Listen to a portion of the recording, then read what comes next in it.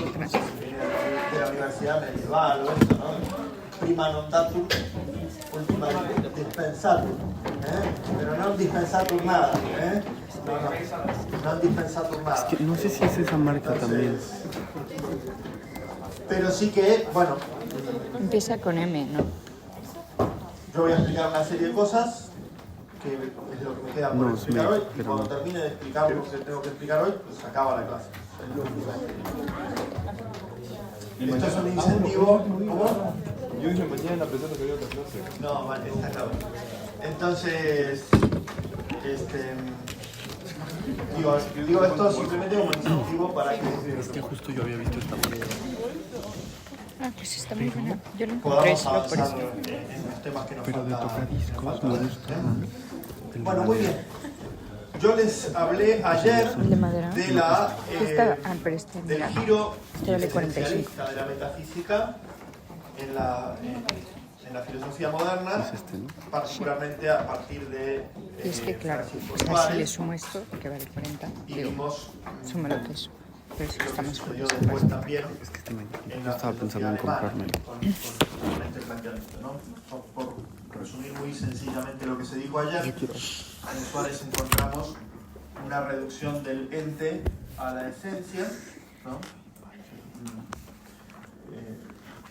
Una reducción del ente a lo que Suárez llama el ente como nombre o como sustantivo, ¿no? Es decir, al ente posible, y el ente posible a su vez entendido como aquello que puede ser pensado sin contradicción, y veíamos que para Suárez este es el objeto propiamente de la metafísica, y esto es lo que desemboca en la distinción entre la ontología, como la ciencia del ente considerado en general o en abstracto, ¿no? Este me encanta. Simplemente estudia las condiciones de también me posibilidad encanta. del ente, y otras disciplinas más particulares que estudiarían simplemente casos particulares del ente, como serían la cosmología, la psicología racional, la psicología y la teología natural, ¿no? Y a su vez estas disciplinas, ¿no? En Wolff, que es el autor que de alguna manera desarrolla esta manera o esta distinción de las ciencias filosóficas, tanto en la cosmología como en la psicología puede haber una cosmología puramente racional, desarrollada a priori a partir de puros conceptos, y una psicología desarrollada a priori a partir de puros conceptos, pero también hay una psicología empírica y una cosmología empírica que se ocupan de aquello que justamente es perceptible o captable por los sentidos, ¿no? En el caso de la teología natural no se da esta división porque para Wolff es una disciplina que se desarrolla puramente a priori y puramente a partir de puros conceptos, ¿no? Bueno, esto es, decíamos ayer, el panorama que hereda Kant, ¿no? Entonces cuando Kant, ustedes saben que Kant tiene dos periodos muy digamos, distintos de su pensamiento, ¿no? El Kant precrítico y el Kant posterior a la crítica. Si solamente hubiera existido el Kant precrítico, nadie se acordaría de él, porque el Kant precrítico, o sea, anterior a la publicación de la Crítica de la Razón Pura, simplemente era un maestro, un profesor de filosofía que estaba ahí en Königsberg y que enseñaba la filosofía según los principios y el método del racionalismo previo, fundamentalmente de Wolff y de Baumgarten, ¿no? O sea, hubiera sido un simple epígono de estos autores y no se sabría nada más de él. Pero él, en un determinado momento, tiene una crisis existencial, ¿no? Influido por la lectura de Hume, pero probablemente también por otros episodios en su vida, a partir del cual él se da cuenta que la filosofía desarrollada puramente a priori, a partir de puros conceptos, no nos dice nada sobre la realidad como tal. Claro, esto es el resultado lógico de haber reducido el ente a la mera posibilidad y a la posibilidad de la mera pensabilidad. Una vez que hemos abstraído el ser, ya no lo podemos recuperar, ¿no? Yo en algún momento les dije, cuando decimos que lo primero, o dice la tradición filosófica anterior, especialmente en Tomás de Aquino, que lo primero conocido es el ente, ¿no? Lo primero que conocimos es el ente, y ya de alguna manera está incluido ahí el juicio existencial. ¿Se acuerda que decimos es concomitante? Entendemos ente, simultáneamente captamos que el ente tiene ser, ¿no? Hacemos el juicio existencial. Y por lo tanto no tenemos que luego acceder al ser de ninguna forma rara o extravagante, como ocurre en general en el pensamiento moderno, que parten del puro pensamiento y luego a ver cómo hago el puente, ¿no?, entre mi pensamiento y el ser, ¿no? Bueno, si yo parto de lo que hace Suárez, que es abstraer la esencia, es decir, el ente es la esencia, y pongo entre paréntesis el ser, luego ya no tengo forma de recuperarlo, ¿no? Y esto es lo que le sucede a Kant, ¿no? Se da cuenta que la filosofía hecha a partir de puros conceptos a priori, a partir de la consideración de la posibilidad de las cosas, no nos puede hablar de las cosas reales, o sea, de la cosa en sí. Y entonces hace su famosa crítica a la razón pura, ¿no? Donde básicamente lo que viene a decir es ¿por qué las ciencias empíricas funcionan? ¿No? Bueno, porque en ellas constatamos que hay progreso, ¿no? Es decir, que hay más consenso, ¿no? Mientras que en terrenos de... Esto lo vimos al comienzo de la asignatura, ¿no? Ese texto de Kant, donde él dice, bueno, pues, la metafísica es ese terreno de discusiones interminables en las que no terminamos nadie termina de tener razón, unos dicen unas cosas contrarias a las otras, ¿no? Y la razón trata de decir algo que vaya más allá de la experiencia y no encuentra pie ahí, ¿no? Entonces dice, bueno, las ciencias empíricas sí que tienen un consenso y un progreso mayor, ¿no? O tienen progreso, mientras que en la metafísica no ha tenido esta fortuna. Entonces toda la crítica a la razón pura es analizar si la metafísica se puede constituir o no como ciencia. Y la conclusión a la que le llega es que no, ¿no? O sea, yo no voy a explicar aquí Kant porque no me corresponde, pero ustedes conocen toda esta cuestión de los juicios analíticos, los juicios sintéticos a priori, cómo los juicios sintéticos a priori son posibles es decir, juicios que no sean meramente tautológicos y que al mismo tiempo sean juicios necesarios, ¿no? Solamente se pueden dar cuando hay una intuición de un objeto, y la intuición solamente se da en el plano de lo sensible, sea la intuición de un objeto particular o concreto o cualquiera, o sea la intuición de nuestras formas de la sensibilidad que son el espacio y el tiempo. Y eso es lo que hace posible que haya juicios sintéticos a priori en la matemática, en la física y en general el resto de las disciplinas.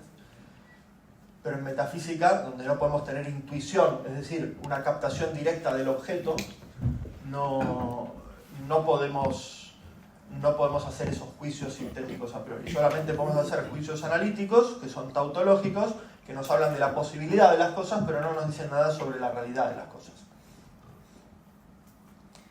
Entonces, en Kant se da el famoso giro copernicano, ¿no? Es decir, hasta ahora hemos considerado que el sujeto gira en torno al objeto, es decir, que es el sujeto que conoce, el que se tiene que adecuar al objeto, y Kant dice, en realidad lo que está sucediendo es que cada vez que nosotros conocemos, proyectamos sobre las cosas, sobre nuestras percepciones, ¿no? Nuestras propias categorías a priori, ¿no?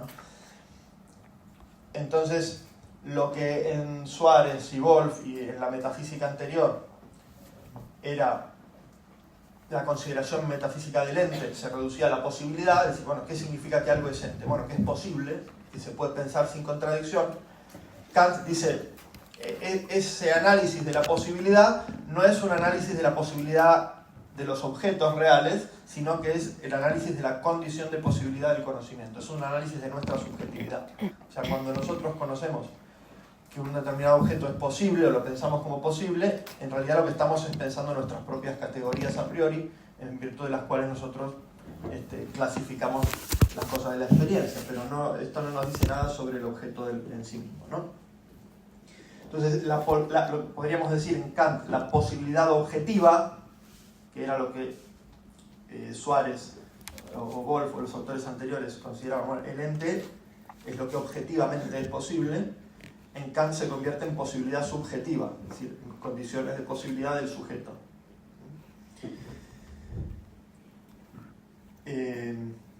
Y entonces, por eso Kant dice, bueno, pues, ¿por qué nosotros podemos pensar con conceptos universales y necesarios, porque esa universalidad y esa necesidad no viene de los objetos mismos, viene de nuestras categorías a priori, ¿no? De las categorías que nosotros imponemos a los objetos de la experiencia, ¿no?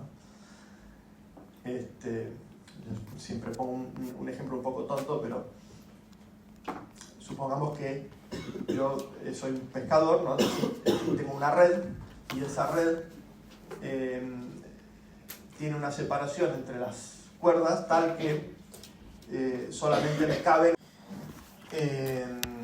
Ahí sí que alcanzamos un cierto conocimiento universal, es decir,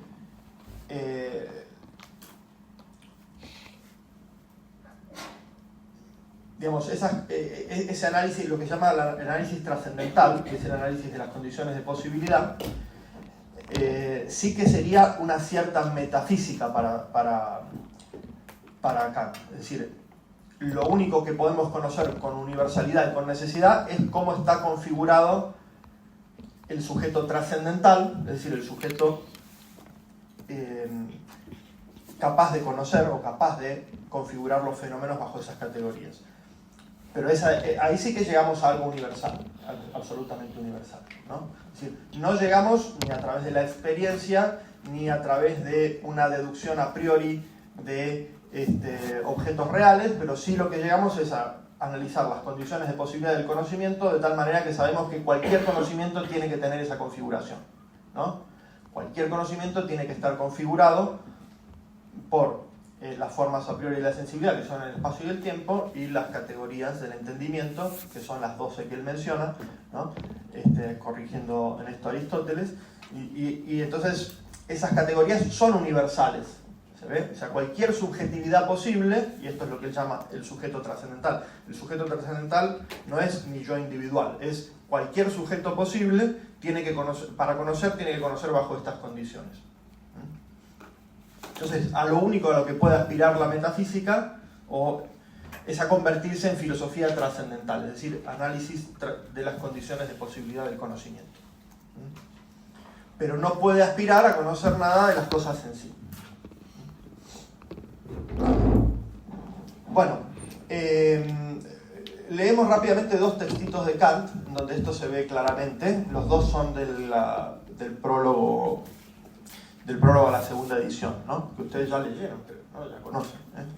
Dice, por lo que concierne a los objetos, en la medida en que pueden ser pensados meramente por la razón y de manera necesaria, objetos que, empero, no pueden ser dados en la experiencia, al menos tales como la razón los piensa, los intentos de pensarlos, pues pensarlos debe ser posible, suministran solo esto, suministran según esto una magnífica piedra de toque de aquello que suponemos como el nuevo método de pensamiento, a saber que conocemos a priori de las cosas solo aquello que nosotros mismos ponemos en ellas, ¿no? Es decir, lo único que podemos llegar a conocer de los objetos como tales es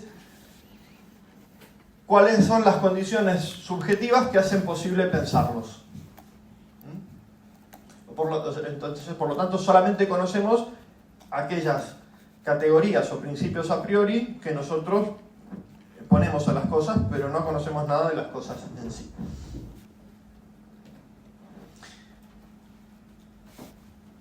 Y añade, ¿no? De esta deducción de nuestra facultad. Entonces, lo que hace Kant es eso, es una deducción a priori, o sea, toda la crítica de la razón pura procede a priori, porque lo que intenta mostrar es cuáles son esas condiciones universales del conocimiento, y eso se puede conocer simplemente analizando bajo qué categorías se pueden situar los distintos objetos, y eso es un análisis de la propia subjetividad, ¿no?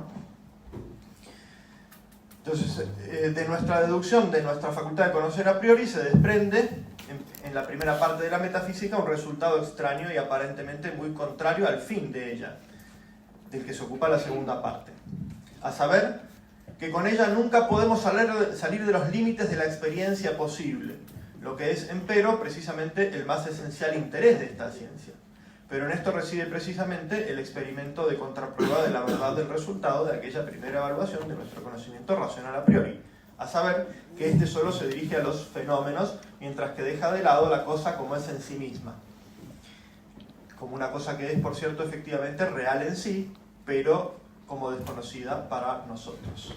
Entonces, el resultado de que de este análisis de las condiciones de posibilidad del conocimiento es que no conocemos las cosas como son en sí mismas, no podemos, y no podemos ir más allá de lo que la experiencia nos muestra, porque en el fondo esas condiciones de posibilidad son las que hacen posible la experiencia. O sea, que yo sitúe los objetos de mi experiencia sensible bajo una categoría u otra, etcétera, etcétera. Bueno, pero este es el resultado natural de lo que veíamos ayer, porque una vez que hemos hecho abstracción del ser, ¿no? Pues ya no lo podemos recuperar, ya no lo podemos recuperar. Y en Kant se da además una cuestión que yo ayer se la señalaba. Acuérdense que yo decía, en Suárez la ontología se puede desarrollar al margen de la teología, y por lo tanto, y haciendo abstracción de la existencia, por lo tanto se puede desarrollar al margen de la consideración del ser o de la existencia y al margen de la consideración de la causalidad. Podemos comprender qué es lo que hace que un ente sea posible al margen de considerar sus causas y al margen de considerar su existencia. Bueno, esto lo hereda Kant también, porque él, como ustedes saben, la existencia y la causalidad las considera también categorías a priori, bajo las cuales nosotros clasificamos la experiencia. Nosotros no podemos hacer juicios de existencia más que sobre los objetos que se nos presentan a la intuición sensible. Porque la existencia, como posición de la cosa, que ya lo vimos hace un par de clases, para Kant significa la posición de la cosa en relación con mi experiencia posible. ¿Está bien? O sea, cualquier juicio de existencia entonces va a ser un juicio de existencia contingente y aplicado a objetos de la experiencia. Pero no puedo aplicar juicios de existencia sobre nada, sobre ningún objeto que no se me presente a la experiencia sensible. Y lo mismo ocurre con la causalidad. La causalidad no es una relación de dependencia real de los objetos fuera de mi mente, sino que es simplemente un modo en que yo conecto subjetivamente los fenómenos. Yo también, la categoría causalidad solamente se puede aplicar a objetos de la experiencia y a sus relaciones entre sí, ¿no? De anterioridad y posterioridad, básicamente, ¿no? Ahí está el talón de Aquiles de toda la crítica de Kant, como ustedes se habrán dado cuenta.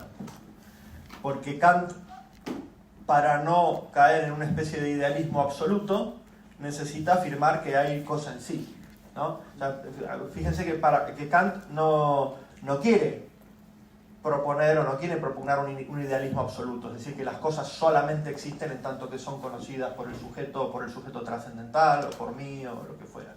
Él lo que quiere decir es, la cosa en sí ahí está, proporciona de alguna manera la materia del conocimiento, ¿no?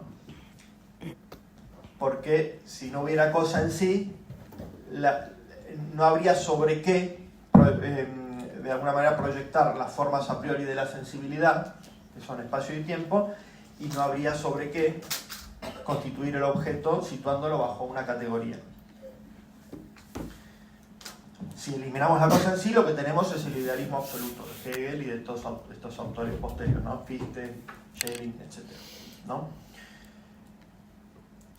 Kant no quiere eliminar la cosa en sí. Él lo que quiere es que la cosa en sí quede allí, ¿no? Y no conocida, y que lo que nosotros conozcamos sean solamente nuestros principios a priori de síntesis, en virtud de los cuales podemos de alguna manera constituir el objeto, ¿no?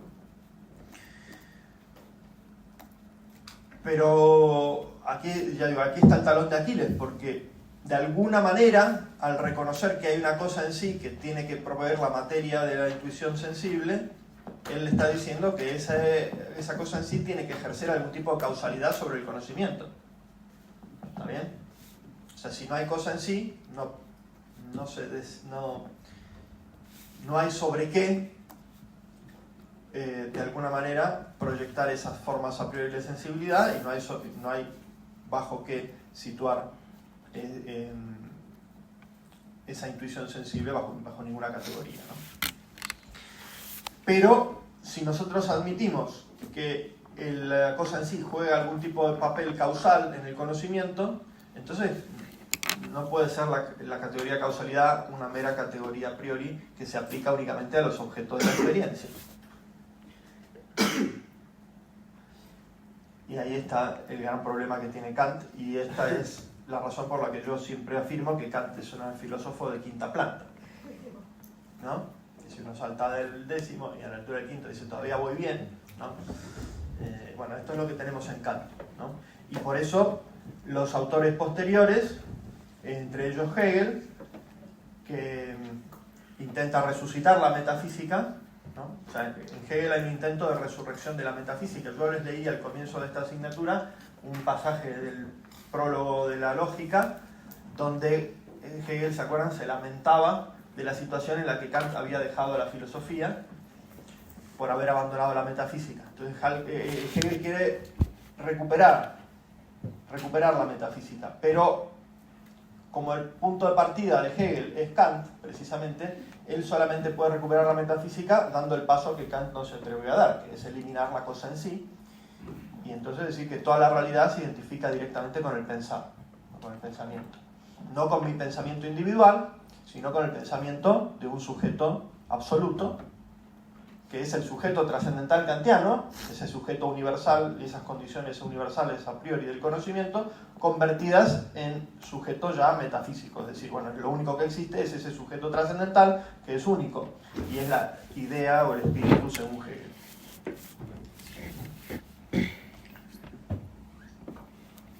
Entonces, bueno, esta es la situación en la que la metafísica se encontraba. Pero si ustedes ven, todo esto tiene su lógica, ¿no? Tiene su lógica. O sea, si uno parte de lo que hace Suárez, ¿no? Y por eso yo también le señalaba ayer la conexión entre Suárez y Hegel, no solamente en este tema de reducir el ente a lo pensable, sino también en la misma definición del ente a partir de la negación, ¿no? O sea, bueno, yo ayer les decía, bueno, pues, Suárez, al reducir el trascendental, el ente a cosa y cosa a aliquid o algo, y algo entendido como lo que es distinto de la nada, en el fondo está definiendo el ente por una negación, ¿no? El ente es lo que no es nada, es lo que se contradistingue de la nada. Y este es el punto de partida de la lógica de Hegel. O sea, Hegel parte de que el ser en el fondo es la misma nada, ¿no? El ser se define como la nada porque el ser es lo más vacío de todo, es lo que carece por completo de cualquier diferenciación interna, de cualquier determinación, y por eso en realidad no tiene contenido, ¿no? Y no es nada. Entonces en el origen para Hegel están el ser y la nada que se identifican, y esa identificación lo que produce es el devenir. Esto, para no, se los voy a leer porque me saqué foto del texto de Hegel, ¿no? Para no traer el libro aquí.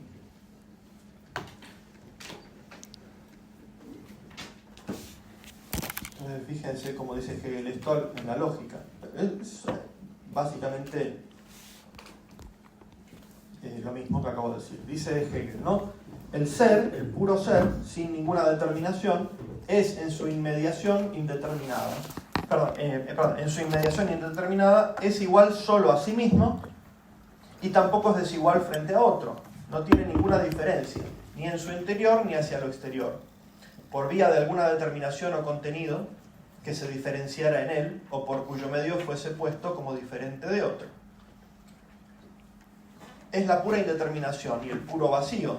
No hay nada en él que uno pueda intuir, si puede aquí hablarse de intuir. O bien, él es solo ese puro vacío, intuir en sí mismo.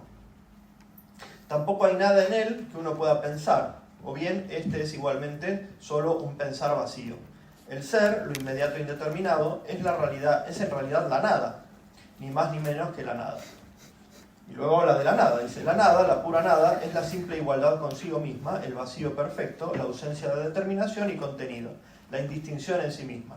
en cuanto puede hablarse aquí de un intuir o pensar.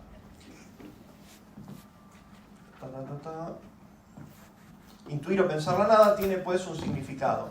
Los dos son distintos y así la nada existe en nuestro intuir o pensar. O más bien es el intuir y pensar vacíos mismos. Y es el mismo vacío intuir o pensar que es el puro ser. La nada, por lo tanto, la misma determinación, más bien ausencia de determinación, con esto es en general la misma cosa que el puro ser. ¿Hay en español la cita o no? No, esa es en español. Sí, es que bueno. Esto es la traducción, esta es la traducción de Rodolfo Mondolfo, que es la mejor traducción que hay de la... Estoy sufriendo. Sí. Perdón, y la conclusión de todo esto. Tranquilo, o sea, no les voy a preguntar de Hegel, simplemente estoy ilustrando el punto. Y habla entonces, dice, el puro ser y la nada son por lo tanto la misma cosa. Lo que constituye la verdad no es ni el ser ni la nada, sino aquello que no traspasa, sino que ha traspasado, vale decir, el ser traspasado en la nada y la nada traspasada en el ser. Pero al mismo tiempo, la verdad no es su indistinción, sino el que ellos no son lo mismo, sino que son absolutamente diferentes, pero son a la vez inseparables, e inmediatamente cada uno desaparece en su opuesto. Su verdad, pues, consiste en este movimiento del inmediato desaparecer de uno en otro. El devenir, un movimiento donde los dos son diferentes, pero por vía de una diferencia que al mismo tiempo se ha resuelto inmediatamente, ¿no? En realidad, el ser es la nada, pero en realidad ni existe el ser ni existe la nada. Existe solamente el devenir, que es el constante ir del ser a la nada y de la nada al ser. Esto es Hegel. Bueno, entonces tampoco podemos tener demasiada esperanza en una recuperación de la metafísica por parte de Hegel, ¿no? Porque si la recuperación de la metafísica es convertir al ser en la nada, entonces esto nos conduce al nihilismo, ¿no? Bueno, el nihilismo es una forma de metafísica, es una metafísica de tipo inmanentista, ¿no? Pero bueno, bien, sin más, esto era para ilustrar el punto de a dónde conduce la lógica de todo esto que venimos viendo desde ayer, ¿no? No digo que necesariamente Suárez tenga que terminar en Hegel, pero hay una secuencia lógica allí, ¿no? Bueno, y por eso también voy a decir alguna cosita sobre en el siglo XIX. Básicamente los grandes filósofos del siglo XIX fueron todos o bien epígonos de Hegel y de Kant, ¿no? O sea, Marx es epígono de Hegel, solo que en vez de hablar del espíritu habla de la materia, pero su concepción, digamos, es básicamente la misma, ¿no? La realidad es dialéctica y es esta contradicción entre el ser y la nada, pero llevada al plano de la historia política y demás, ¿no? A un autor como Schopenhauer es más bien kantiano, es muy anti-hegeliano, pero de nuevo, otra vez, su salida del kantismo, del idealismo, es a través de la postulación de esa voluntad ciega universal que engaña a los individuos y todo lo demás. En Nietzsche hay también, ¿no?, una reacción al idealismo, pero una reacción vitalista, si se quiere, ¿no?, irracionalista, pero que también tiene los mismos presupuestos inmanentistas. Lo que existe es la voluntad de poder y demás, ¿no? Y ahí hay sí una crítica, una inversión de la metafísica en Nietzsche, ¿no? Él es el anti-Platón total, ¿no? Ahora vamos a hablar un poquito de esto en relación con Heidegger. Y entonces llegamos ya, bueno, luego hay reacciones, tanto en el siglo XIX, Kierkegaard, ¿no?, como en el siglo XX, hay reacciones anti-idealistas que van por el lado más bien existencialista.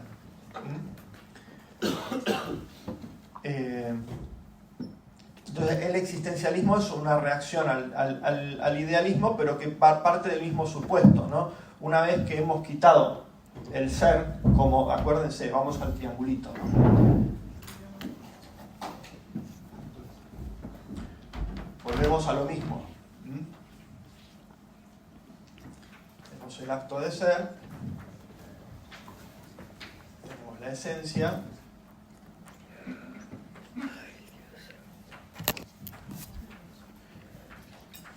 tenemos la existencia.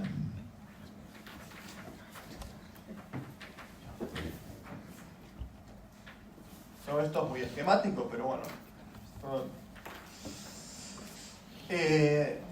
Lo que hemos visto ayer y hoy de Suárez a Hegel es qué ocurre cuando uno elimina o se olvida, por así decir, del acto de ser y desarrolla una filosofía en la línea de la esencia. Esto conduce al idealismo, ¿no?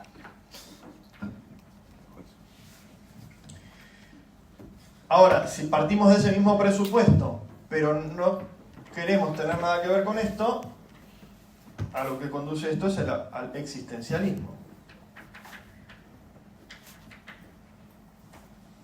Es decir, una filosofía desarrollada a partir de la idea de que la existencia es, por así decir, un hecho bruto ininteligible y en última instancia absurdo. No es esto en Kierkegaard. Kierkegaard es un pensador religioso que de alguna manera intenta reconstruir a partir de los destrozos anteriores, pero sí que encontramos esto en Sartre, ¿no? Camus, etc., ¿no? Autores existencialistas radicales, ¿no? Pero bueno, no, eso simplemente para dejar apuntado qué pasa por esa línea, ¿no?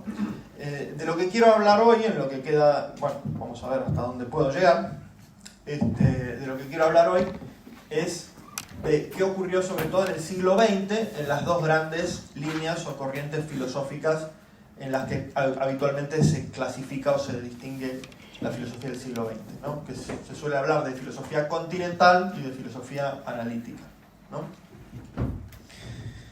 Es una distinción que la verdad que está bastante mal pergeñada, porque no, o sea, en lógica siempre se dice que una división los miembros de una división tienen que respetar un mismo criterio de división, ¿no? Y si hacemos una división entre filosofía continental y filosofía analítica, estamos aplicando dos criterios distintos, porque continental es un criterio geográfico, analítico es un criterio, podríamos decir, metodológico, ¿eh? Y puede haber analíticos en el continente, ¿no? Y por así decir, continentales fuera del continente. O gente que haga filosofía como la que se llama continental, que esté fuera. Entonces, ¿por qué se suele hacer esa división? Porque lo que se conoce como filosofía analítica, en sus comienzos al menos, y en sus autores predominantes, se desarrolló sobre todo en Inglaterra y luego en Estados Unidos, es decir, en el mundo anglosajón, por decirlo de alguna forma así genérica, ¿eh? Mientras que, luego vamos a ver que tampoco es exactamente así, porque Frege, que es el primer analítico, era austríaco, pero bueno. Y en cambio, lo que se conoce como filosofía continental, bueno, pues tiene sobre todo su apoyo principal en autores alemanes, franceses, etcétera, que están en el continente europeo, ¿no? Entonces, bueno, ahí hay una distinción, pero ya les digo, o sea, no es la mejor distinción, pero más o menos se entiende a qué se refiere cada uno si uno hace referencias más concretas, ¿no? La filosofía continental estuvo en el siglo XX dominada sobre todo por dos corrientes principales, que son la fenomenología y la hermenéutica, ¿no? La fenomenología desarrollada sobre todo a partir de Husserl, la hermenéutica a partir de, si se quiere, el segundo Heidegger, Gadamer y estos autores, ¿no?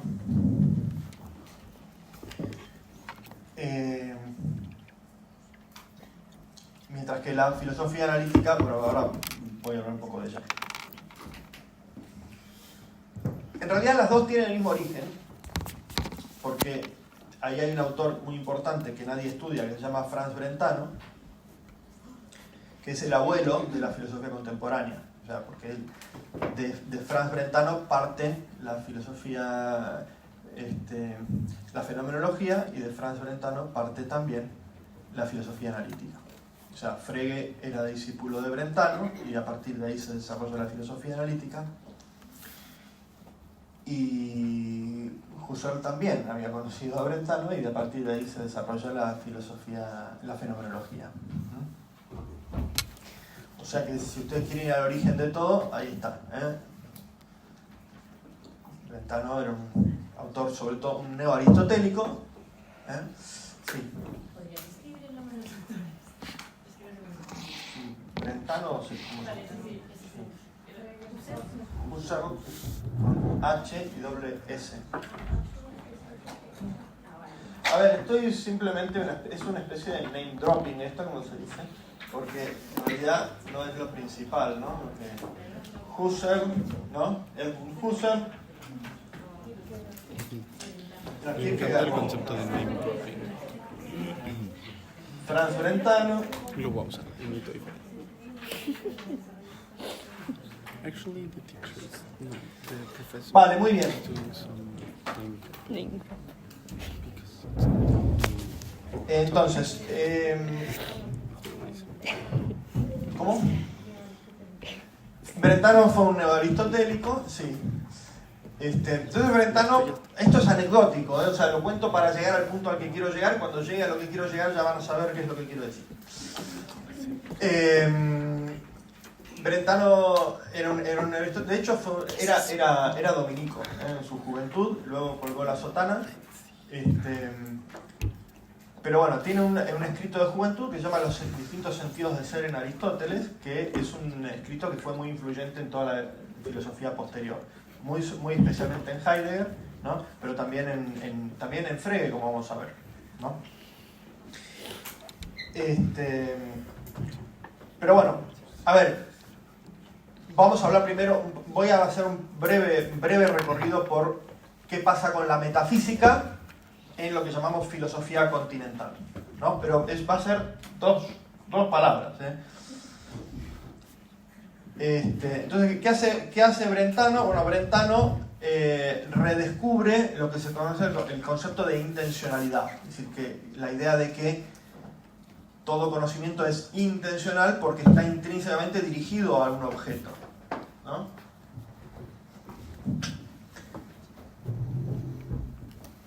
Una idea que viene de Aristóteles, ¿no? Y a partir de ahí, a partir de la idea de intencionalidad, desarrolla su filosofía Husserl en clave fenomenológica. La fenomenología, si ustedes quieren saber de fenomenología, no me pregunten a mí, vayan a hablar con Mariano Crespo, que es el mayor experto que hay en esta universidad en fenomenología, que además es traductor de Husserl y que tiene una, digamos, vamos a decir así, voz autorizada en esta materia.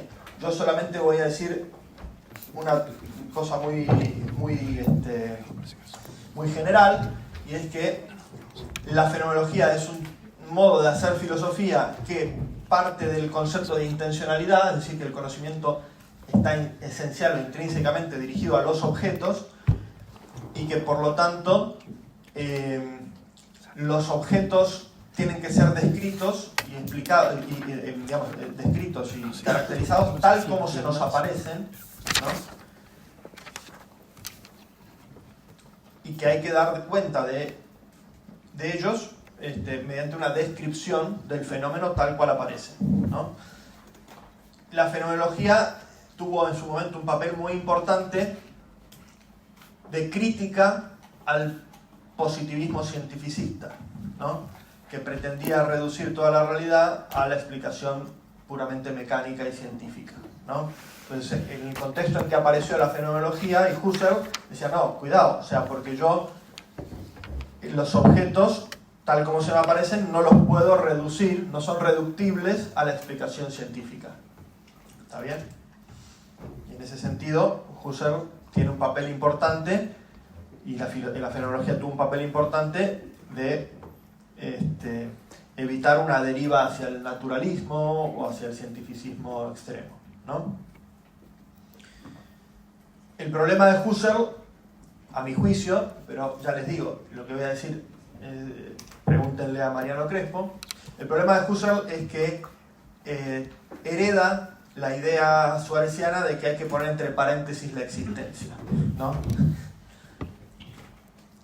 y de hecho él lo dice expresamente, habla de lo que se llama la epogé fenomenológica.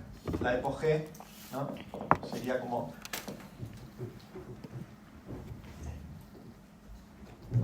Epogé es una manera de decir una abstracción, poner entre paréntesis la existencia. Nosotros podemos describir los objetos tal cual se nos aparecen, pero no juzgamos sobre si son o no son, o si existen o no existen, etcétera, etcétera.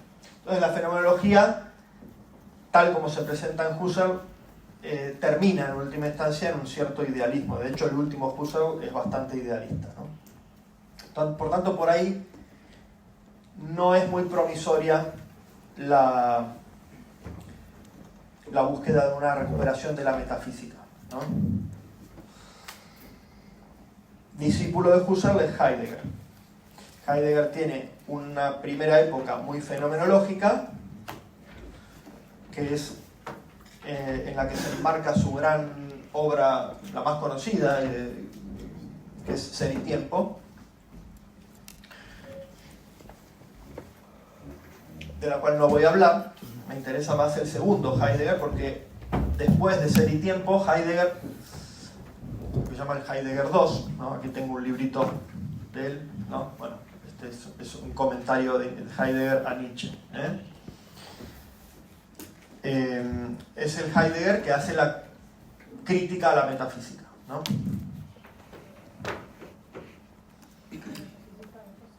No, a la metafísica en general. Entonces, Martin Heidegger dice que estamos en la época del final de la metafísica.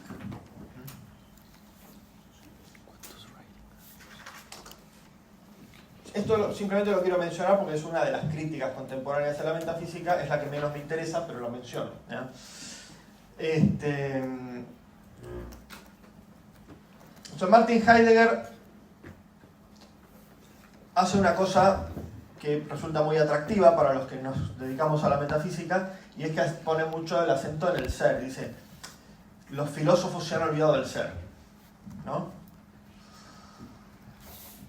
La pregunta más fundamental de la metafísica es la pregunta por el ser, dice Heidegger. ¿Por qué es el ser y no más bien la nada? Esa es la gran pregunta metafísica. Esta ya está dicho en Ser y Tiempo, pero está mucho más desarrollado en los años posteriores, sobre todo después de los escritos de Heidegger posteriores a la Segunda Guerra, ¿no? Y, claro, un tomitón de cuidado, se lee a Heidegger, y Heidegger dice, los filósofos se han olvidado del ser. Y mira esto y dice, tiene razón Heidegger, se han olvidado del ser como acto. Y más aún, dice Heidegger, los filósofos se han olvidado de la distinción, de la diferencia ontológica, dice. ¿Y cuál es la diferencia ontológica? La diferencia entre el ser y el ente, dice Heidegger. Esa es la diferencia ontológica. Y entonces uno ya se está relamiendo de que Heidegger va a volver con todo a la metafísica, ¿no? Porque dice, al fin uno que se da cuenta del problema.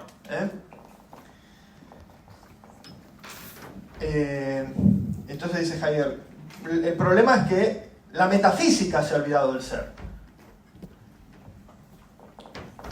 No es un filósofo tal o cual filósofo en particular. La metafísica misma, constitutivamente,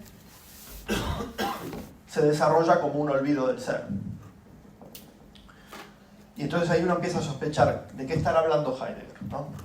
Bueno, entonces Heidegger lo que dice es, la historia de la metafísica empieza en la época de Parménides, donde hay una identificación entre el ser y el pensar, ¿no? Parménides lo que viene a decir es que pensar solamente se puede pensar lo que es. A partir de esa identificación, dice Heidegger, se ha desarrollado en Occidente, la historia de Occidente es la historia de la metafísica. Para Heidegger es lo mismo, o sea, Occidente y metafísica es la misma cosa. Y es la historia de cómo el ser ha sido pensado desde el ente, ¿no? Hemos entificado al ser de alguna manera.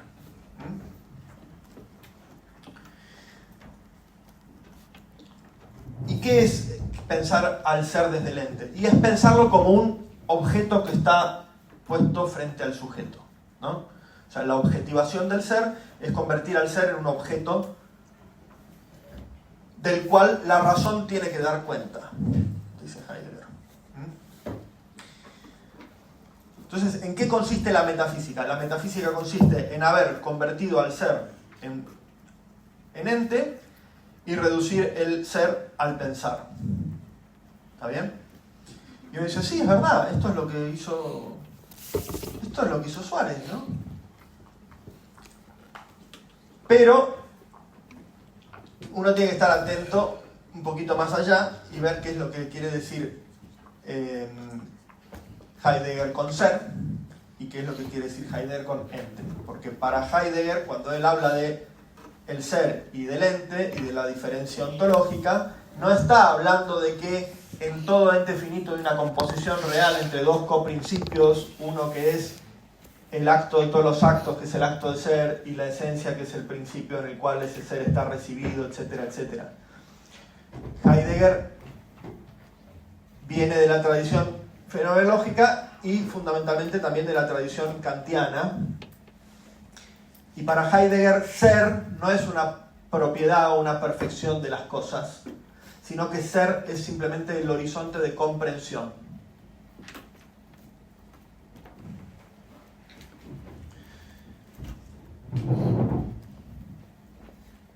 ¿Y qué es el horizonte de comprensión?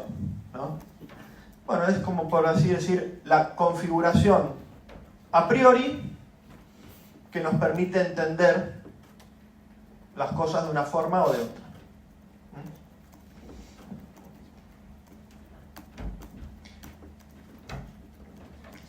Para Heidegger, la diferencia entre el ser y el ente es la diferencia entre el telón de fondo, el trasfondo, el horizonte de comprensión que nos hace posible conocer los objetos y los objetos mismos.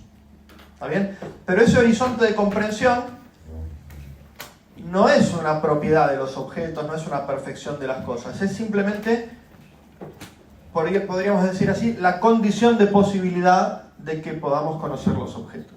Eso es el ser para Heidegger, ¿no? Sería como una especie de gran categoría a priori, por decirlo de alguna manera, al estilo kantiano, pero una sola, es decir, no es que muchas categorías, sino una sola. Pero además para Heidegger, el ser, como horizonte de comprensión, es epocal, es decir, en cada época histórica, el ser se da a pensar de una manera distinta. O sea, para Heidegger lo que hay lo que hay son simplemente horizontes de comprensión epocales que se suceden unos a otros. Sin una continuidad o sin un sujeto, es decir, él rechaza la idea hegeliana de que hay una especie de sujeto de la historia, espíritu absoluto, idea, etcétera, que va comprendiéndose a sí mismo a través de las distintas épocas y pueblos históricos, etcétera, etcétera. No, simplemente hay horizontes de comprensión que van surgiendo, se desocultan de una manera, luego se desoculta de otra, luego se desoculta de otra, sin continuidad entre sí y sin un sujeto, sobre todo, detrás. Pensar que hay un sujeto detrás de ese devenir sería hacer metafísica, sería entificar al ser. ¿Se entiende? Entonces, para Heidegger, el ser es simplemente el telón de fondo de la comprensión o de la aparición de las cosas al pensamiento o al sujeto, ¿no? Y el ser es epocal, en unas épocas se desoculta de una forma, en otras épocas se desoculta de otra. La historia de Occidente, de Parménides a nuestros días, para Heidegger, sería la historia de la metafísica, es decir, la historia de cómo el ser se da a pensar como ente. ¿Está bien? Como un objeto que se pone frente al sujeto.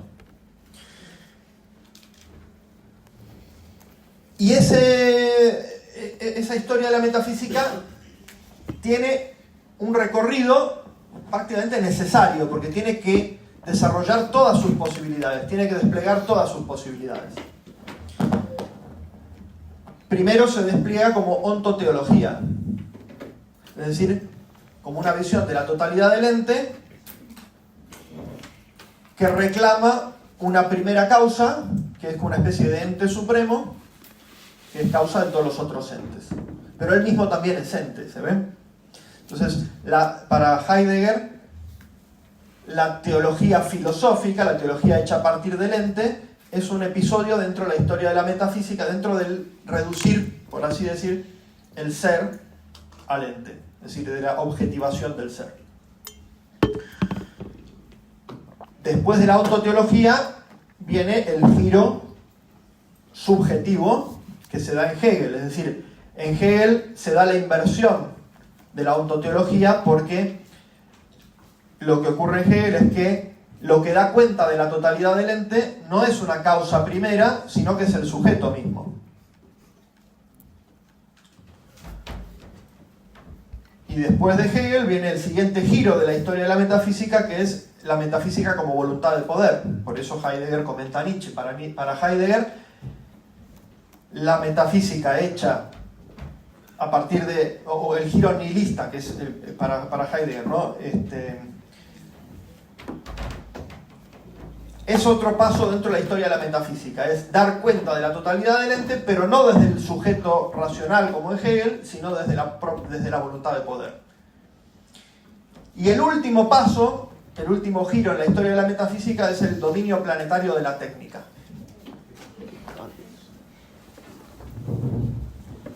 Que es ya, vamos a decir así, el despliegue de la última posibilidad. Digamos, todas las posibilidades de la metafísica ya se han explorado, ¿no? La ontoteología, la metafísica como subjetividad en Hegel, la metafísica como voluntad de poder en Nietzsche, y el último paso de la historia de la metafísica es el dominio planetario de la técnica, porque reducir el ser al ente lleva en última instancia a tratar de dominar al ente mismo, ¿no? El paso previo es la voluntad de poder, el último paso ya es el dominio técnico, ¿no? Bueno, todo eso para Heidegger es metafísica. O sea que hoy, si mañana nos domina la IA, ese es el último paso de la historia de la metafísica. ¿Se ve? Todo por culpa de Parménides. Bueno, por culpa de nadie, porque para Heidegger todo esto no sucede según la voluntad de los individuos que van hacia un lado o hacia el otro, sino según lo que el ser mismo va a pensar en cada época histórica. Hay un cierto fatalismo aquí, ¿no? ¿Cierto? No, sí. Sí. No, el ser no tiene opinión, el ser es el horizonte de comprensión, que en una época se desoculta de una forma y en otra de otra. No hay que concebirlo como un sujeto personal ni nada por el estilo. Es simplemente cómo se abre el mundo a la comprensión en un determinado contexto. Se abre de una forma, se abre de otra. Y todo lo que sucede dentro de una época histórica sucede de alguna forma bajo la manera en que el ser se da a pensar en una época u otra. ¿Está bien? O sea, es un historicismo total, ¿no? Y dentro de esto es que Heidegger habla del final de la metafísica, es decir, la metafísica ya ha recorrido todo su círculo, ha agotado sus posibilidades y ahora llega a su fin, ¿no? ¿Y qué va a venir después? No lo sabemos. O sea, para Heidegger, en realidad, no se puede tampoco acelerar el proceso histórico de pasar a otro modo de comprensión, etcétera, etcétera, sino que todo eso se da serenamente, ¿no? A través de los cambios en el lenguaje, ¿no? Es el lenguaje o el habla, dice Heidegger, el habla es la casa del ser, porque a partir de cómo se dicen las cosas, así se entienden en una época o en otra. Entonces es en el lenguaje o en el habla donde se abre un mundo u otro, una configuración u otra de comprensión. Y eso no lo podemos cambiar nosotros, no es que estemos en condiciones de decir, bueno, si modificamos el lenguaje, o sea, no es una batalla cultural, digamos, ni nada por el estilo, no es vamos a cambiar el lenguaje para ya no ser metafísicos o algo por el estilo. Esto es algo que se da, digamos, serenamente, y los que traen al habla esos nuevos horizontes de comprensión no son los filósofos, sino los poetas. Por eso el último Heidegger es el Heidegger de la poesía, ¿no? Es decir, el pensar en pos del poetizar, dice Heidegger, ¿no? Es decir, son los poetas, y no cualquier poeta, algunos en particular, que dicen cómo deben entender, o sea, que con su decir abren un horizonte de comprensión nuevo, dentro del cual después todos los demás estamos y ya nos encontramos instalados, es decir, no es que nosotros podamos hacer algo al respecto, ¿no? Bueno, esto es simplemente, entonces, esta es una de las críticas más conocidas o más fuertes que se hicieron en el siglo XX a la metafísica, ¿no? El final de la metafísica, anunciado por Heidegger, tiene este sentido. Hay una pregunta por ahí. Sí. Los individuos pueden existir y también si el horizonte, si el ser es el horizonte de comprensión de las expresiones teóricas del mundo,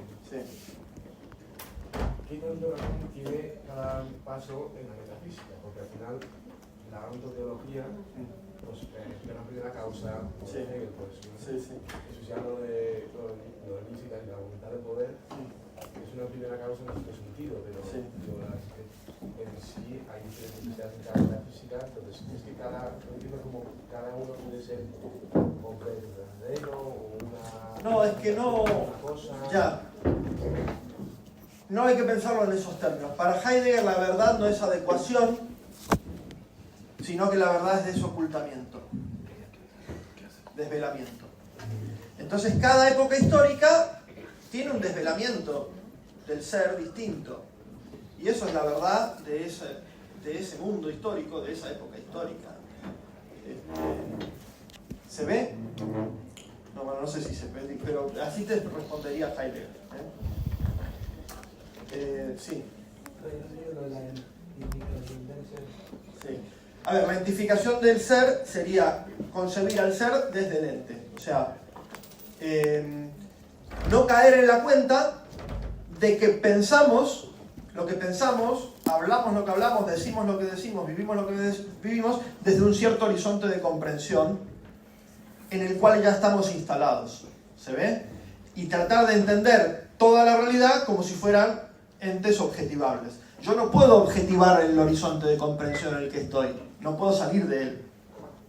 Y en ese sentido hay una diferencia ontológica entre el ser y el ente, entre ese horizonte y lo que se me aparece como objetos delante, dentro de ese mundo histórico, dentro de esa época histórica, etcétera, etcétera, ¿no? Entonces ahí está la cuestión. ¿Qué ha hecho la metafísica? La metafísica se ha olvidado de que estamos en un horizonte de comprensión y ha tratado de entender toda la realidad como si fuera entes objetivables y de los que la razón puede dar cuenta a partir de un principio, sea lo que llamamos Dios, sea la propia subjetividad, sea la voluntad de poder, etcétera, etcétera. Entonces todas estas son figuras de la metafísica porque tienen el mismo trasfondo, que es haber tratado de reducir el ser al ente o de olvidarse del ser y entender todo como ente, como toda la realidad como algo que es accesible al pensar. ¿Se ve? Bueno, esto es Heidegger. Entonces, a ver, ¿qué se hace con un autor que tiene un planteamiento como este? Pues se le estudia, se trata de entender qué es lo que quiere decir y uno dice, ¿me gusta o no me gusta? Digamos, o sea, pero no, es muy difícil, no, él no presenta argumentos en contra de la metafísica, ¿se entiende? O sea, porque eso sería estar dentro de la metafísica. O sea, decir, no, la metafísica está equivocada por tal o cual cosa. No, ni está equivocada ni está desequivocada. Esto es la historia de Occidente, esta es la historia de la metafísica, está llegando a su fin y ahora vendrá otra cosa, ¿no? Entonces no es, en ese sentido, un autor con el que uno pueda, desde una postura metafísica, supongamos, entrar en una especie de diálogo y decir, mira, tus argumentos me convencen más o menos. Que él diga lo que tiene que decir y uno dice, me convence o no me convence, cuadra con mi experiencia de la realidad, no, etcétera, etcétera. Y ya está, o sea, no... ¿no? Sí. Dos preguntas. Una, o sea, entonces, metafísica, o sea, ¿cómo la definía Heidegger? Porque parece que hay como dos metafísicas dentro de Heidegger. Una, que la que habla él, sí, como desde un punto de vista historicista, que parece voluble, que tampoco y luego la metafísica en el momento en el que afirma que el ser es el horizonte, ya está diciendo lo que es. Entonces, Vale. ahí hay metafísica. Entonces, has dado el clavo en una cuestión, y es que, lo que hemos dicho al comienzo de esta asignatura, la metafísica es inevitable. Entonces, decir que efectivamente nos hemos olvidado del ser, pero tratar de definir de alguna manera el ser como ese horizonte de comprensión epocal que te viene y que cambia según, etcétera, y que da a pensar unas cosas u otras, etcétera, es ya una metafísica, aunque reviente Heidegger. Y es una metafísica nihilista, por eso en general, porque no hay nada en realidad. Todo es pura apariencia. O sea, lo que hay son horizontes de comprensión históricos que se abren y se cierran sin ninguna secuencia, sin ninguna continuidad. Y en el fondo el ser es el aparecer, digamos, ¿no? Y esto es lo que... Por eso, en general, los autores que han desarrollado, han sacado las consecuencias de este segundo Heidegger, han sido autores posmodernos o autores deconstruccionistas de todo tipo, ¿no? Nihilistas, etc. Yo creo que eso es la verdad, eso es el verdadero Heidegger, o sea, ahí va, ¿no? Sí. Creo que sigue teniendo que ver, pero yo entendía que Heidegger se basaba un poco en esa idea de Hölderlin de decir que Europa es como que la patria del abandono del ser. Sí. Y en ese punto yo ahora me encuentro conflictuado porque no entiendo cómo si Europa abandona el ser y se construye Occidente a partir de esa ausencia del ser, Sí. puede seguir siendo el ser un horizonte de conocimiento.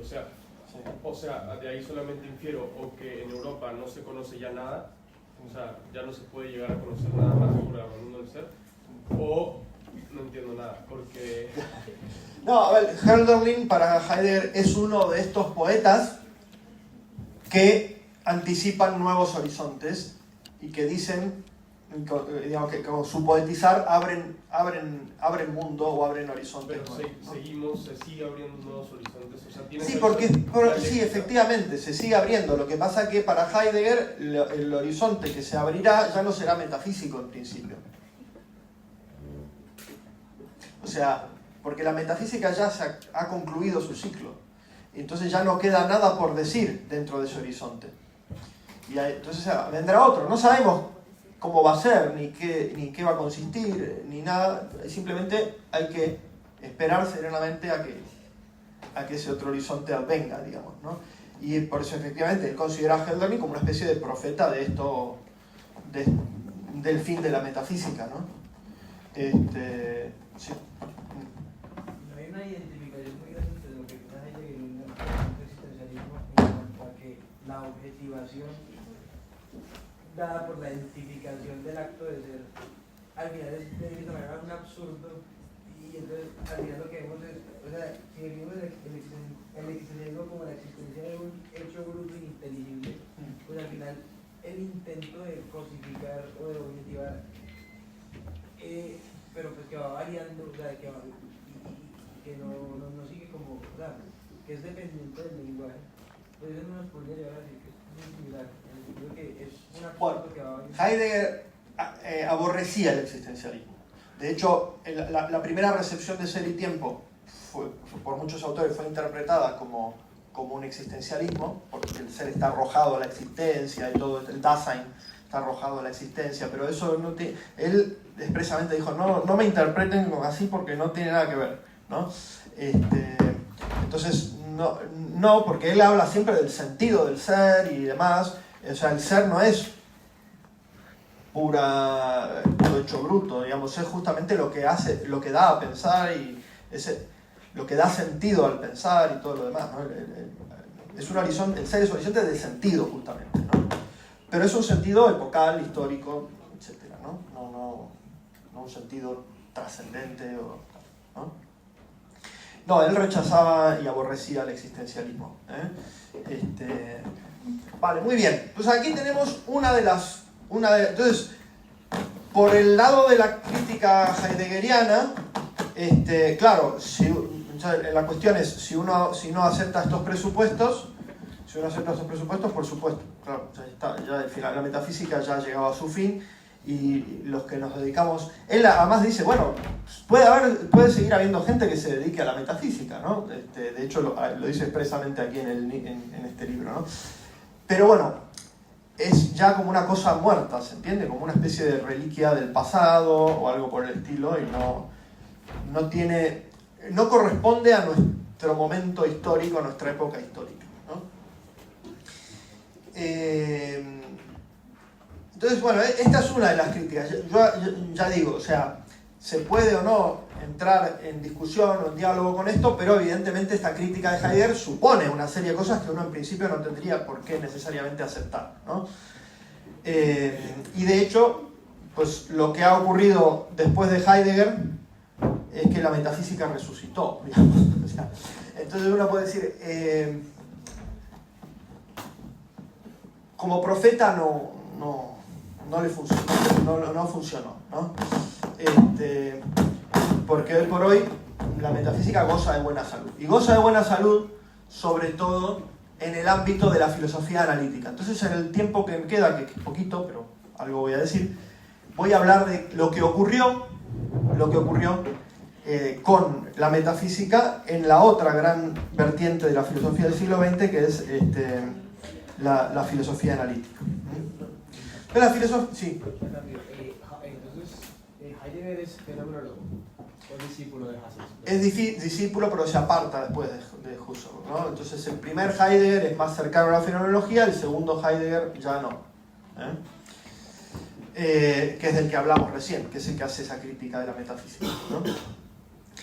Bueno, tenemos la filosofía analítica. La filosofía analítica tiene la particularidad de que no es una doctrina. Cuando hablamos de filosofía analítica no estamos hablando de un conjunto de tesis filosóficas sobre la realidad, sino más bien de una especie de estilo, una manera de hacer filosofía, un aire de familia, como diría Wittgenstein, que comparten una serie de autores y que consiste fundamentalmente en considerar que el análisis lógico del lenguaje es el método filosófico por excelencia, ¿no? Así que uno analiza el lenguaje desde el punto de vista lógico y a partir de ahí toma eso como evidencia fundamental o punto de partida fundamental para desarrollar su filosofía. Es el estilo predominante, o fue el estilo predominante, sobre todo en Inglaterra y en Estados Unidos durante muchos años. Ahora ya en Estados Unidos hay departamentos de filosofía más continentales, otros más analíticos, pero en una época fue predominante la filosofía analítica.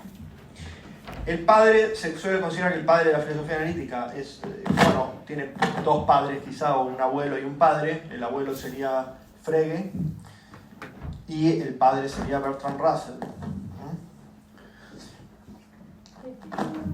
¿Cómo?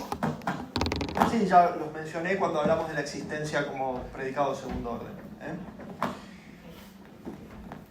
Bueno, en un comienzo la filosofía analítica no era hostil a la metafísica, ¿no? En un comienzo la filosofía... ¿Qué hago? ¿Lo apago? Lo apago, ¿no? No, ya. Hablo así, ¿se me escucha bien? Sí. Entonces, en un primer momento la filosofía analítica no era necesariamente hostil a la metafísica porque en realidad simplemente consiste en esto que acabo de decir. O sea, hace filosofía analítica todo aquel que da prioridad al análisis lógico del lenguaje. Es más una cuestión metodológica que de una tesis ontológica, por así decirlo, ¿no? Pero sobre todo a partir de la década del 30 o por ahí, la tradición analítica se identificó fuertemente con lo que se conoce como el neopositivismo lógico, ¿no? Sobre todo cuando los principales autores de la filosofía analítica no estaban en el continente, precisamente en el Círculo de Viena, ¿no? Y allí tenemos el principal representante de lo que se conoce como el Círculo de Viena, ¿no? Sucesor de la perspectiva de Frege, de Russell, etc., es Rudolf Carnap. ¿Tienen los nombres?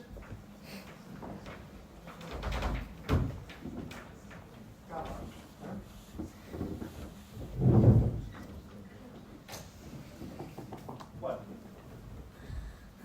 y quiero hablar de Carnap porque junto con Heidegger es el otro gran crítico de la metafísica que encontramos en el siglo XX. Curiosamente, Carnap pone como paradigma de metafísica a Heidegger, de hecho se burla de él mucho, etcétera, etcétera, ¿no? Dice, bueno, hay un texto en el que Heidegger habla de que la nada nadea, y qué sé yo, ¿no? y Carnap le toma el pelo, etcétera, ¿no? Curioso, ¿no? Porque los dos son críticos de la metafísica, pero uno, Carnap, identifica a Heidegger como, bueno, el paradigma de lo que es hacer metafísica, ¿no? Voy a ver si puedo encender la luz para que no se vea. ¿Cuál es la que está? Es aquí. Bueno, entonces, ¿cuál es la crítica de Carnap y del Círculo de Viena en general? Que ya digo, esto fue una época dentro de la tradición de la filosofía analítica, una época que sobre todo tuvo lugar entre los años 30 y los años 50 del siglo pasado. Bueno, Carnap dice, en realidad la metafísica no es ni verdadera ni falsa. Lo que pasa es que el lenguaje metafísico no tiene sentido. O sea, no es que sea... O sea, cuando el profesor Chavarría dice el acto de ser y la esencia se distinguen realmente y se componen como principios de potencia, etc., no es que está diciendo algo que sea verdadero ni que sea falso, sino que lo que está diciendo no tiene ningún sentido. ¿Está bien? Y probablemente muchos se sientan identificados con esta apreciación. Pero, ¿por qué Carnap dice que el lenguaje metafísico no tiene sentido? Bueno, básicamente porque él tiene lo que se llama el principio verificacionista, o el criterio verificacionista, según el cual, si nosotros analizamos lógicamente el lenguaje, que es lo que quieren hacer estos autores, hay solamente dos clases de proposiciones que tienen sentido. ¿Qué significa que una proposición tenga sentido? Que se puede verificar que es verdadera o que es falsa.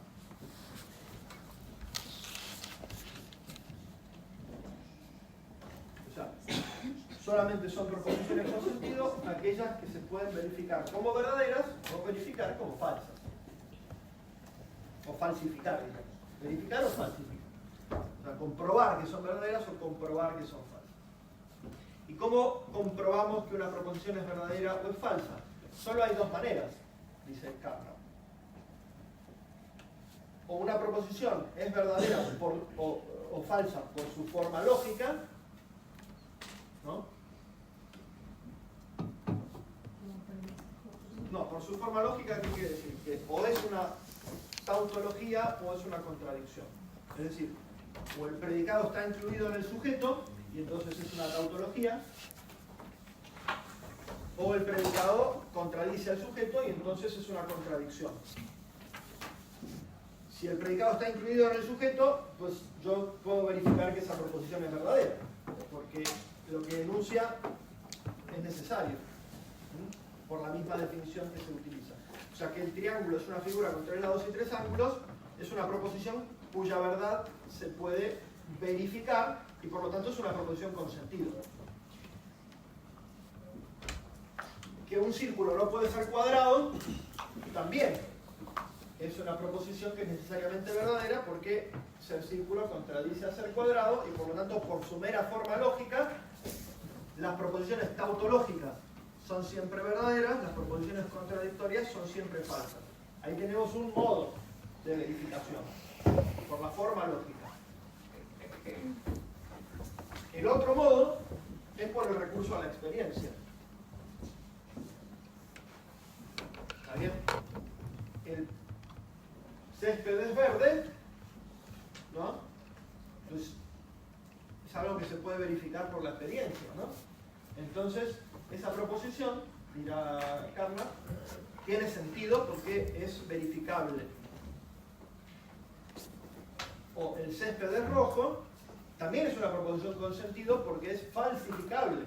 Yo puedo recurrir a la experiencia. Entonces, el criterio de verificación o falsificación tiene que estar claro, ¿no? Para que una proposición tenga sentido. ¿Está bien? Ahora, las proposiciones que no son ni tautologías, ni contradicciones,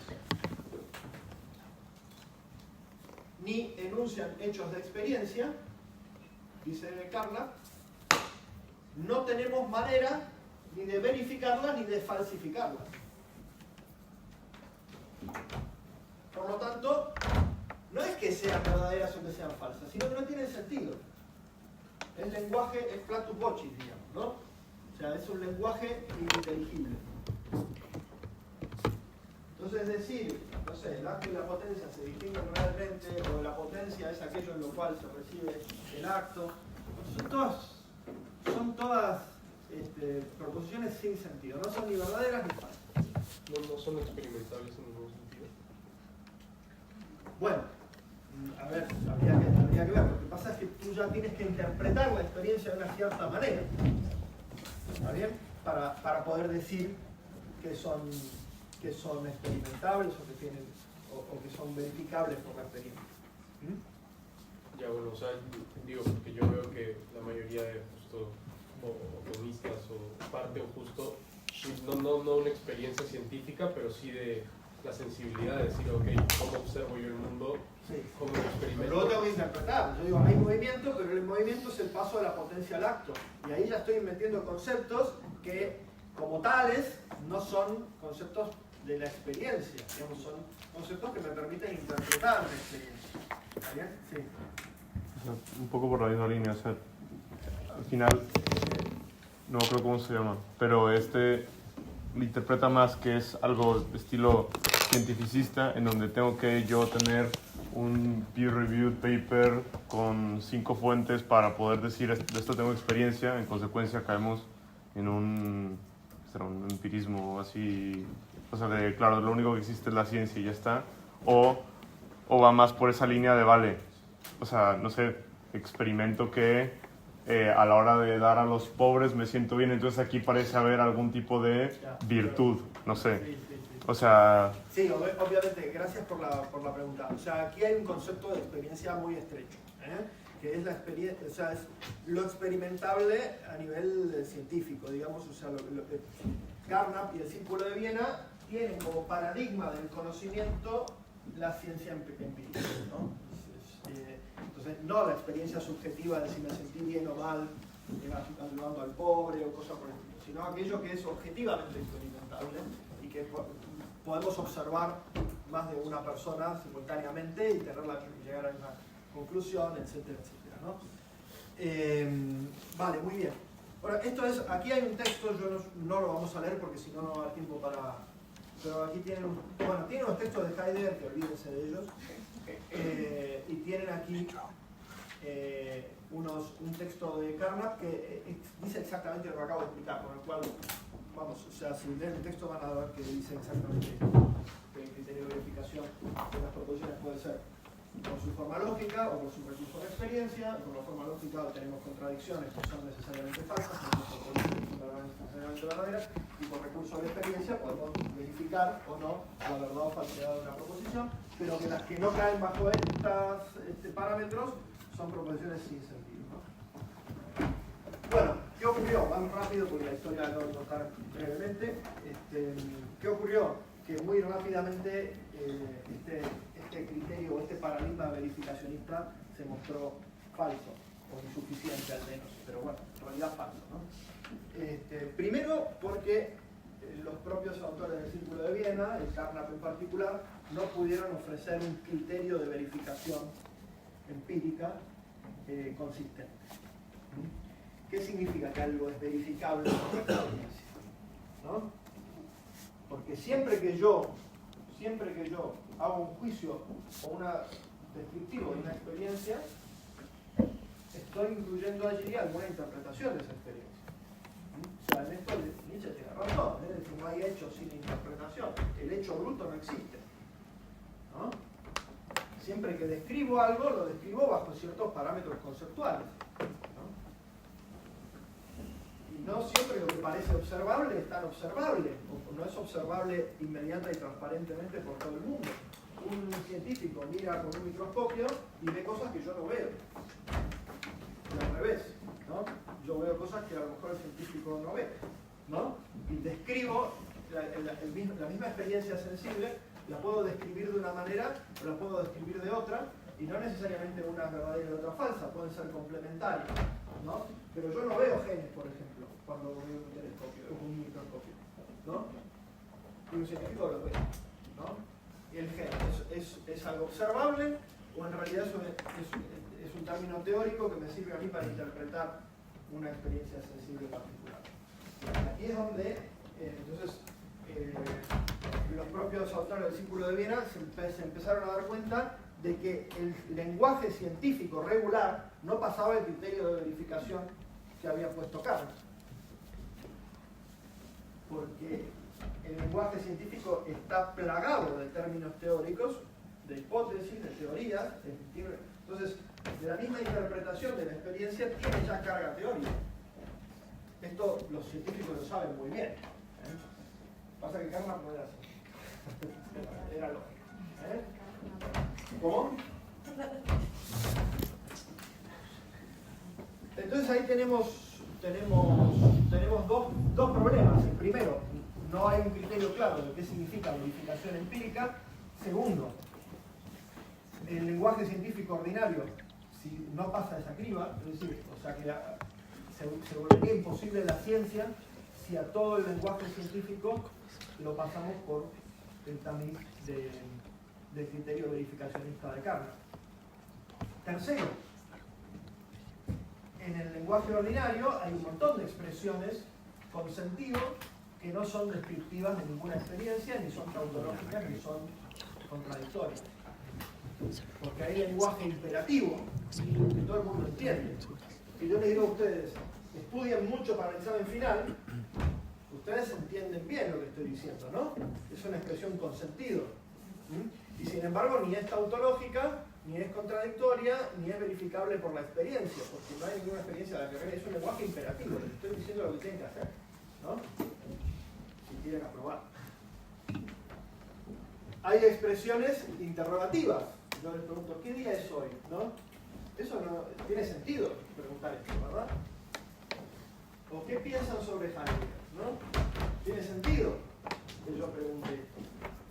Es una expresión con sentido y sin embargo ni es tautológica, ni es descriptiva de mucha experiencia, ni es contradictoria, ni nada por eso. Y por último, y lo más importante, el criterio verificacionista no pasa su propio test. La afirmación de que solamente son afirmaciones con sentido aquellas que sean verdaderas o falsas por su forma lógica o por el recurso a la experiencia sensible, no es una proposición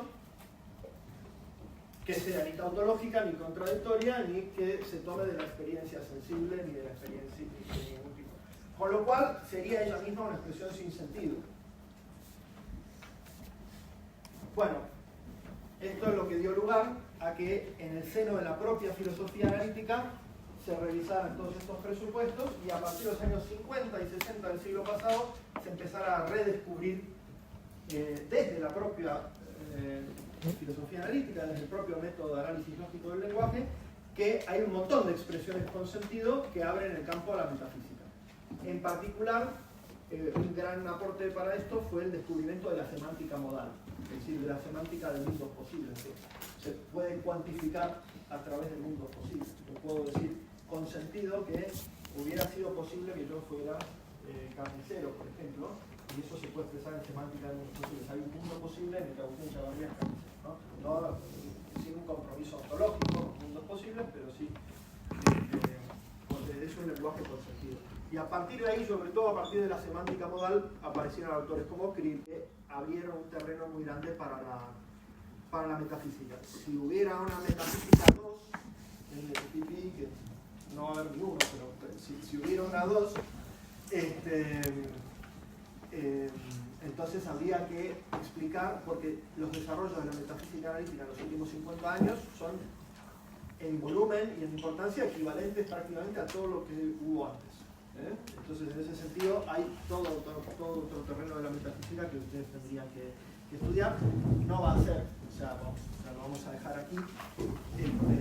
Pero entonces, solamente quería decirles una cosa, además de que estudien mucho y demás y todo esto, ¿no?